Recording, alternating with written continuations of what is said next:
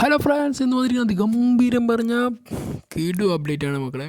നമ്മുടെ Rajkumar Periyasamy Amaran movie direct ചെയ്തിട്ടുള്ള വ്യക്തി, അദ്ദേഹവും മമ്മൂട്ടിയും ധനുഷും കൂടി ഒന്ന് ചേരുന്ന സിനിമ. അതിൻ്റെ സിനിമയുടെ ഫസ്റ്റ് സ്ട്രൈക്ക് ഇതാ ഇന്ന് വന്നിട്ടുണ്ടായിരുന്നു. സിനിമയുടെ പേര് ഭയങ്കര രസകരമാണ്. പക്ഷേ തമിഴ് സിനിമയിൽ ഒരുപാട്, ഇല്ലെങ്കിൽ ഇന്ത്യൻ സിനിമയ്ക്ക് ഏറ്റവും കൂടുതൽ മുതൽക്കൂട്ട് ഇല്ലെങ്കിൽ ഒരു എടുത്തു വരേണ്ട ഒരു സിനിമേൻ്റെ പേരും കൂടിയാണ് ഓം. കാരണം നമ്മുടെ രാജ്കുമാറും നമ്മൾ ഉപേന്ദ്രയെ കൂടെ ഒന്നിച്ചൊരു കന്നഡ മൂവി ഉണ്ട്, അതൊരു വല്ലാത്ത സിനിമയാണ്.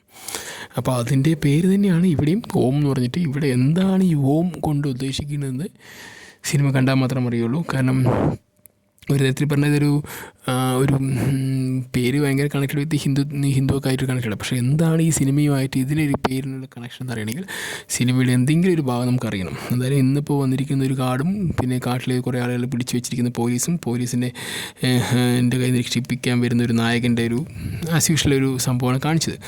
പക്ഷേ ഇതിൽ മമ്മൂട്ടി എന്താണ് ചെയ്യാൻ പോകുന്നത് അതാണ് നമുക്കൊക്കെ അറിയേണ്ടത്. മമ്മൂട്ടിനെ ഒരു തരത്തിലും കാണിച്ചിട്ടില്ല എന്നാണ് തോന്നുന്നു.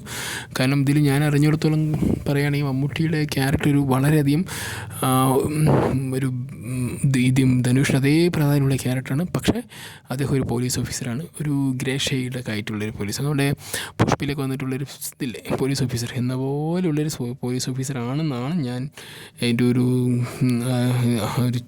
ഒരു അപ്ഡേഷനിലേക്ക് മനസ്സിലാക്കാൻ കഴിഞ്ഞത്.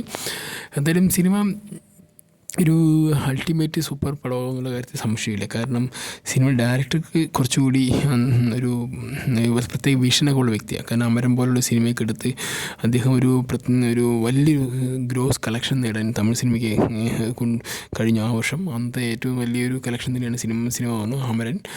പിന്നെ ഇദ്ദേഹത്തിന് രഘു എന്ന് പറഞ്ഞ സിനിമയൊക്കെ ഉണ്ട്. ഭയങ്കര രസമൊക്കെയാണ് ഇദ്ദേഹത്തിൻ്റെ സിനിമ. ഫിലിം മേക്കിംഗ് ഒക്കെ ഭയങ്കര രസമാണ് കാണാൻ.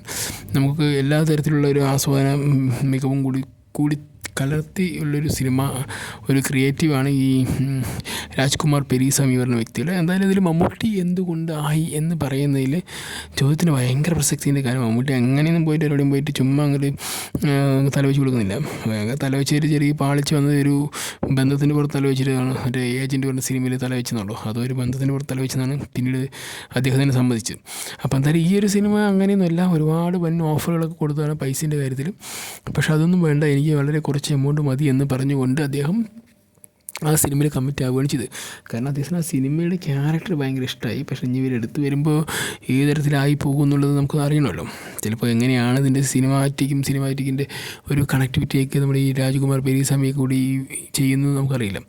ഒരു അധികം ഒന്നും വലിയ ഇതില്ലാത്തൊരു നായകൻ വെച്ച് അമരൻ സംഭവം ചെയ്തു, പടം ഹിറ്റായി. ആ ഒരു അമിത പ്രതീക്ഷയൊന്നും ഇല്ലായിരുന്നു. പക്ഷേ ഇത് പറയുമ്പോൾ അങ്ങനെയില്ല. അമിത പ്രതീക്ഷ പറയുമ്പോൾ ഒരു കണക്കിന് പറഞ്ഞാൽ തമിഴിലെ ഏറ്റവും നല്ലൊരു ആക്ടറായിട്ടുള്ള ധനുഷും അദ്ദേഹത്തിന് 55ാമത് പടമാണ്. അതുതന്നെ മറ്റേ നമ്മുടെ സ്വന്തം മെഗാസ്റ്റാർ.